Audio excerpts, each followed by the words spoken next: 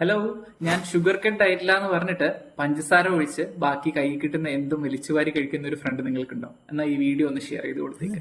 നമ്മളിൽ പലർക്കുള്ള തെറ്റിദ്ധാരണയാണ് sugar cut diet എന്ന് പറഞ്ഞു കഴിഞ്ഞാൽ പഞ്ചസാര മാത്രം, ചായയിൽ പഞ്ചസാര കുടിക്കുക, അങ്ങനെ പഞ്ചസാര മാത്രം മാറ്റിയിട്ട് ബാക്കി എന്തും കഴിക്കാം എന്നുള്ളത്. അങ്ങനെയല്ല.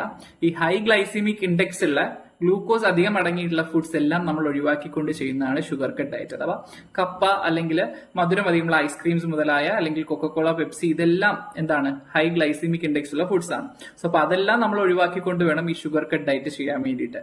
അതായത് ഗ്ലൂക്കോസ് നമ്മൾ യൂസ് ചെയ്യുന്നത് നമ്മുടെ എനർജിക്ക് വേണ്ടിയാണ്. അപ്പൊ ആവശ്യത്തിലധികം ഗ്ലൂക്കോസ് നമ്മുടെ ശരീരത്തിലേക്ക് പോയി കഴിഞ്ഞാൽ അതിൽ നമുക്ക് ആവശ്യമുള്ള ഗ്ലൂക്കോസ് ബോഡി യൂട്ടിലൈസ് ചെയ്തിട്ട് ബാക്കി വരുന്നത് എക്സസ് ആയിട്ട് വരുന്നത് എവിടെയെങ്കിലും സ്റ്റോർ ചെയ്ത് വെക്കുകയാണ്. അങ്ങനെ വരുമ്പോൾ നമുക്ക് ഫാറ്റി ലിവറും അല്ലെങ്കിൽ ഡയബറ്റീസ് ഉണ്ടാവാനും ഉള്ള ചാൻസ് ഒക്കെ കൂടുതലാണ്. സോ അപ്പൊ അങ്ങനെ പ്രോപ്പർ ആയിട്ടുള്ള വേയില് ഒരു മാസം ഷുഗർ കട്ട് ഡയറ്റ് നടത്തിയാൽ തന്നെ നമ്മുടെ ബോഡിയിൽ നല്ല രീതിക്കുള്ള ചേഞ്ചസ് നമുക്ക് ഫീൽ ചെയ്യാൻ പറ്റും. നമ്മുടെ സ്കിന്ന് ക്ലിയർ ആവും, നമ്മുടെ സ്ലീപ്പ് ഇംപ്രൂവ് ആവും, അതുപോലെ തന്നെ നമുക്ക് കുറച്ച് എനർജറ്റിക് ആയിട്ട് ഫീൽ ചെയ്യാൻ പറ്റും. അങ്ങനെ കുറെ ചേഞ്ചസ് നമുക്ക് തന്നെ ഫീൽ ചെയ്യാൻ പറ്റും. ഏജ് കുറഞ്ഞ പോലെ തോന്നിക്കും. സോ അപ്പൊ പ്രോപ്പർ ആയിട്ടുള്ള വേയില് ഒരു മാസം നമ്മൾ പഞ്ചസാരയും മധുരവും ഒക്കെ ഒഴിവാക്കി കഴിഞ്ഞാൽ നമുക്ക് അതിനായിട്ടുള്ള പ്രോപ്പർ റിസൾട്ട്സ് കാണാൻ പറ്റും.